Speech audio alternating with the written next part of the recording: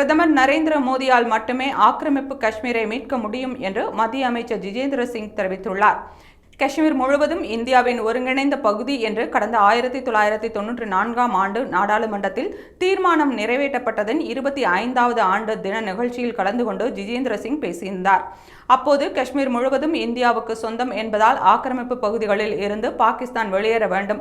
ஆக்கிரமிப்பு காஷ்மீர் எப்போது இந்தியாவுடன் இணைக்கப்படும் என்பதை என்னால் கூற முடியாது.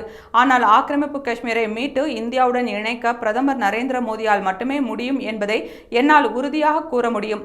370வது சட்டப்பிரிவு விவகாரத்தில் காங்கிரஸ் அரசு வாக்கு வங்கி அரசியலில் மட்டுமே ஈடுபட்டு வந்த நிலையில் பிரதமர் நரேந்திர மோடியின் ஆட்சியில் 370வது சட்டப்பிரிவு நீக்கப்பட்டு காஷ்மீருக்கான சிறப்பு அந்தஸ்து ரத்து செய்யப்பட்டது என்று தெரிவித்தார்.